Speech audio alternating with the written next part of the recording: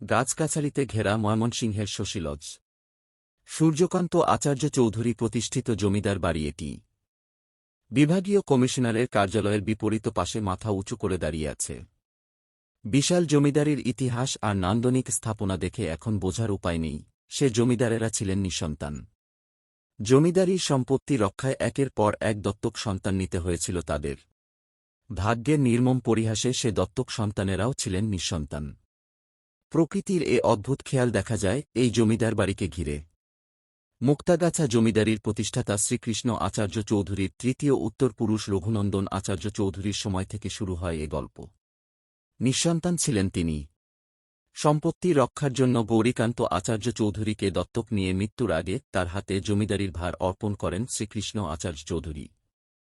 গৌরীকান্ত আচার্য চৌধুরীও সন্তানহীন অবস্থায় মারা যান। তার বিধবা স্ত্রী বিমলা দেবী দত্তক নেন কাশীকান্তকে। দীর্ঘ রোগযন্ত্রণায় ভুগে সন্তানহীন অবস্থায় মারা যান কাশীকান্ত। তার বিধবা স্ত্রী লক্ষ্মী দেবী আচার্য চৌধুরানী পূর্বসূরীদের পথ অনুসরণ করে দত্তক নেন চন্দ্রকান্তকে। তিনি অল্প বয়সে মারা গেলে লক্ষ্মী দেবী আবার দত্তক নেন পূর্ণচন্দ্র মজুমদারকে।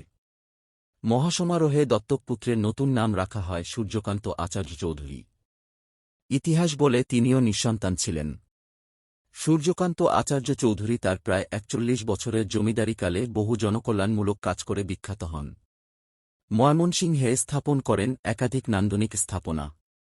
১৯ শতকের শেষ দিকে ময়মনসিংহ শহরের কেন্দ্রস্থলে ৯ একর জমির ওপর একটি সুদৃশ্য দোতলা বাড়ি তৈরি করেন সূর্যকান্ত। সূর্যকান্তের দত্তক পুত্র শশীকান্ত আচার্য চৌধুরী। তার নামেই নতুন বাড়ির নাম রাখা হয় শশী লজ। বিখ্যাত সে ভবনটি ১৮৯৭ সালের ১২ জুন গ্রেট ইন্ডিয়ান ভূমিকম্পে বিধ্বস্ত হয়। ১৯০৫ সালে ঠিক একই জায়গায় নতুনভাবে শশী লজ নির্মাণ করেন পরবর্তী জমিদার শশীকান্ত আচার্য চৌধুরী।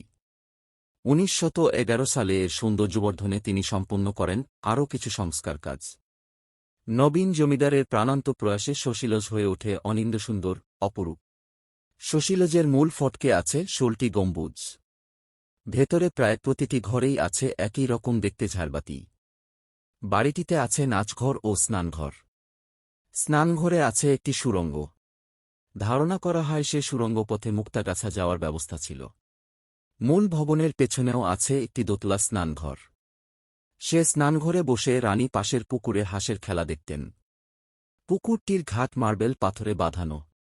শশী লজের মূল ভবনের সামনে আছে বাগান। বাগানে অন্যান্য গাছের সাথে আছে উদয়পদ্ম গাছ। সে বাগানের মাঝখানে আছে শ্বেতপাথরের ফোয়ারা, যার মাঝখানে দাঁড়িয়ে আছে গ্রিক দেবী ভেনাসের স্বল্পবসনা স্নানরতা পাথরের মূর্তি। তার পাশেই আছে পদ্মবাগান। শশী লজের ভেতরের বারান্দা অতিক্রম করে কয়েক ধাপ সিঁড়ি পেরোলেই সুদৃশ্য রঙ্গালয়।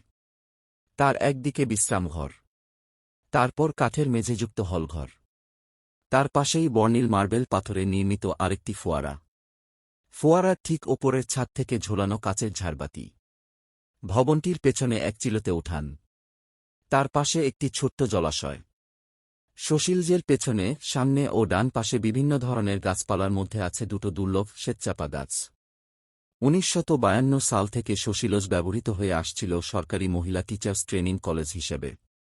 ২০১৫ সালের ৪ এপ্রিল জাদুঘর স্থাপনের জন্য বাংলাদেশ সরকারের প্রত্নতত্ত্ব অধিদপ্তর শশী লজ অধিগ্রহণ করে। বর্তমানে এটি জাদুঘর হিসেবে প্রতিষ্ঠিত। গোলপুকুর পাড়ের জাদুঘর ভবন পরিত্যক্ত হওয়ার পর ওখান থেকে সব নিদর্শন শশী লজ জাদুঘরে স্থাপন করা হয়েছে।